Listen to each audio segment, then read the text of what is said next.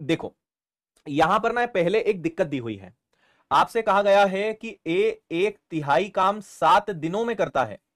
भाई आपको हमेशा पहले यह पता लगाना है कि पूरा काम कितने दिन में, 1/3 7 दिन में, पूरा काम कितने दिन में। तो आप इसको क्रॉस मल्टीप्लाई करोगे, 7 का 3 में गुणा करोगे तो एक्चुअल में हमें पता चलेगा कि ए पूरा काम करता है 21 दिनों में, 1/3 काम 7 दिनों में, पूरा काम 21 दिन में। ऐसे ही बी का देखो, बी का कहा गया है कि 2/7, 2/7 काम 10 दिनों में, तो 7 ऊपर जाएगा 2 नीचे जाएगा, तो 2 से कैंसिल हुआ 5 बार, 5 और 7 कितना आ गया 35। तो बी से अगर आप यही काम कराओगे तो वो 35 दिनों में करेगा। दोनों बातें समझ में आई। क्रॉस मल्टीप्लाई करते हैं हम ताकि टोटल वर्क पता लगाया जा सके। ठीक है, 1/3 काम 7 दिन में, 7 या 21, पूरा काम 21 दिन में, 2/7 काम 10 दिन में, 2 से कटा 5 बार, 5 × 7 35, ये आ गया। अब एक्चुअल में क्वेश्चन यहां से चालू होता है, इन्होंने इसके पहले भी आपके लिए काम बढ़ा दिया था, तो हमने इस स्टेज पर सवाल को ले आए। अब हम यहां से हमारे प्रश्न को जो है शुरू करेंगे, है ना। इनका एलसीएम लेंगे, 21 और 35, ऐसी संख्या सोचना है जो 21 और 35 दोनों से कटे, दोनों के पहाड़े में आती हो, इसी को हम बेसिकली एलसीएम कहते हैं। तो अगर पहाड़े याद हैं तो आपका दिमाग बढ़िया चलेगा। भाई 35 तिया और 21 पंजे 105, ये आ गया आपका टोटल वर्क, कुल कार्य। भाई कार्य अगर ना दिया रहे तो हमें निकालना पड़ेगा ना, कोई काम तो मानना पड़ेगा, उसी के आधार पे तो हम जज कर पाएंगे कि किसकी क्षमता क्या है।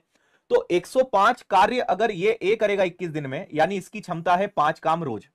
105 काम ये भाई साहब 35 दिनों में करेंगे, यानी इनकी क्षमता है 3 काम रोज। और अगर दोनों मिलकर लग जाए, अब दोनों मिलकर अगर काम करें तो काम तो 105 ही है, और दोनों मिलकर करेंगे 8 की क्षमता से, तो 8 एकम 8, बचा 2 और 5, 8 तिया 24 और बचा 1/8। तो अगर भैया ए और बी दोनों मिलकर लग गए तो 13 सही 1/8 दिनों में काम पूरा हो जाएगा। 13 1/8, 13 सही 1/8।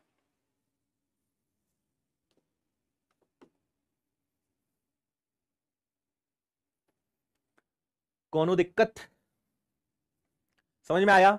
पहले हमने टोटल वर्क निकाला, कुल कार्य कितना है, फिर उसके आधार पे हमें पता चला कि ए अकेला करेगा पूरा काम 21 दिन में, पूरा काम 35 दिन में। 21 और 35 का एलसीएम 105। और आपके ज्ञान के लिए बता दूं कि स्कूल में आप एलसीएम ऐसे निकालते थे, पहले 2 का भाग देंगे नहीं जाएगा, फिर 3 का भाग देंगे, 3 × 7 21, इसमें भाग नहीं जाएगा।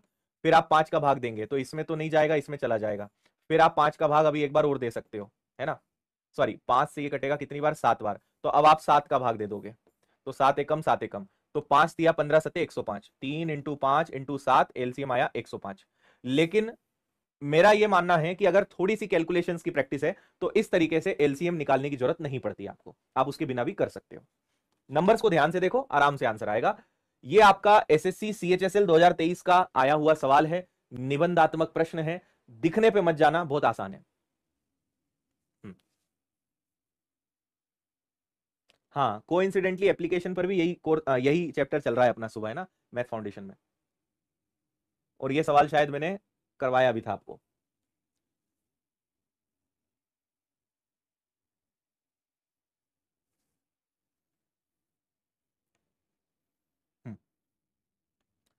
ए किसी कार्य का 3/8 भाग 36 दिनों में और बी आधा काम 27 दिनों में, तो कौन सा कथन सही है। ए बी से कम कुशल है, A is less efficient than B, A और बी मिलकर कार्य करते हुए समान कार्य को ये। चलो देखो पहला काम क्या है, पहला काम है पूरा काम पता लगाना, दूसरा काम है एलसीएम यानी टोटल वर्क पता लगाना, तीसरा काम है उनकी क्षमता पता लगाना। ये काम आपको पहले ही करना है, उसके बाद प्रश्न को देखा जाएगा। तो देखो जगह का अभाव है, थोड़ा सा मेरे साथ आप समझना। ए 3/8 काम 36 दिनों में, तो आपको पता है इसमें क्रॉस मल्टीप्लाई होता है, 8 ऊपर जाएगा 3 नीचे जाएगा, तो 3 से कैंसिल होगा ये 12 बार, 12 × 8 96। तो ए को पूरा काम करने के लिए दोगे तो उसे 96 डेज लगेंगे। बी पे आ जाओ, आधा भाग 27 दिन में, आधा भाग 27 दिनों में, तो क्या हो जाएगा भैया 27 दूनी 54, यानी पूरा काम कितने दिनों में, पूरा काम 54 दिनों में, 54 डेज में। तो मुझे एक बात तो पता चल गई कि ए को अगर मैं पूरा काम करने के लिए कहूंगा तो 96 डेज लेगा और बी 54 डेज लेगा। और केवल इन दो चीजों से मुझे पता चल गया कि पहला वाला स्टेटमेंट सही है, फर्स्ट वाला इज राइट। आप बोलोगे ये कैसे पता चल गया, सुनो। अगर एक ही काम करने के लिए हम दो लोगों को चुने, एक को ज्यादा समय लग रहा है एक को कम समय लग रहा है, तो बताओ अच्छा कौन है यहां पे। एक ही काम आपने दो लोगों को दिया, एक ने 96 आवर्स या डेज जो भी लिए, क्या है, एक ने 96 दिनों में काम खत्म किया, एक ने 54 दिनों में काम खत्म किया, बताओ अच्छा कौन है। अच्छा वो है जिसने कम समय लिया, यानी ए यहां पे बी से कम कुशल है, ए की क्षमता बी से कम है, ये इसको देखकर ही पता चल गया था, बट स्टिल हम इसको निकाल सकते हैं। देखो, ए काम करेगा तो 96 डेज और बी काम करेगा तो 54 डेज। अब यहां पे मेन चैलेंज क्या है, इनका एलसीएम निकालना है ना, इनका एलसीएम निकालेंगे हम। देखो, एलसीएम निकालने की एक और टेक्निक होती है, एक तो वो टेक्निक जो हमने स्कूल में सीखी, एक और शॉर्ट ट्रिक है जिसका मैं जस्ट आपको यहां पे डेमो ही दे पाऊंगा, बाकी एलसीएम एचसीएफ चैप्टर जब पढ़ेंगे तो ये शॉर्ट ट्रिक आपको मैं बताऊंगा। मुझे दोनों में 6 कॉमन दिख रहा है भाई। 96 का मतलब होता है 16 इंटू 6 96, और 54 का मतलब होता है 9 इंटू 6 54। तो दोनों में 6 तो है, यानी एलसीएम 6 तो आएगा। 16 इंटू 9 क्या होता है, 144। 144 का 6 गुना कर दो, एलसीएम आ गया, है ना। तो 14 इंटू 6 84, और 6 इंटू 4 24, यानी 864 इनका एलसीएम है। सही है क्या, 864, 864 इसका एलसीएम है। समझे कि नहीं समझे?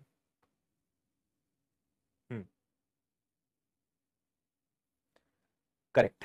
और अगर दिक्कत है तो चिंता नहीं, ये एलसीएम निकालने की एक शॉर्ट ट्रिक है ना। आप लॉन्ग मेथड से निकालना, 864 आएगा।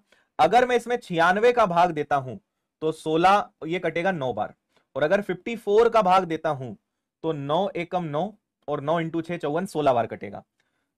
तो अब मुझे इनकी क्षमता पता चल गई, ए की क्षमता 9 है, बी की क्षमता 16 है। ये इनकी क्या है, क्षमता है, एफिशिएंसी है। तो अभी भी वही बात है कि ए बी से कम कुशल है, ए की क्षमता बी से कम है। ये तो वैसे भी हमें पहले से पता चल गया था। अगले स्टेटमेंट पे चलते हैं। दूसरा वाला क्या है, ए और बी मिलकर कार्य करते हुए समान कार्य का 11/15 भाग 36 दिनों में पूरा कर सकते हैं। देखो, हमारे पास टोटल वर्क कितना है, 864। मुझे पूरे काम का 11/15 भाग करवाना है, 11/15 भाग करवाना है।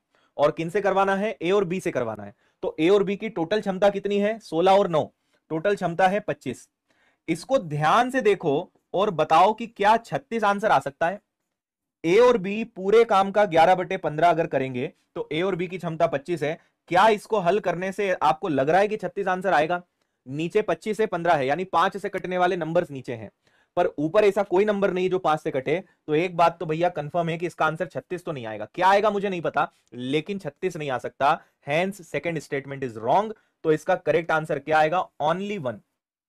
केवल प्रथम कथन अनुसरण कर रहा है, only first statement is true. Clear? क्या आएगा वो नहीं पता, लेकिन 36 तो नहीं आ सकता है, ये कंफर्म है।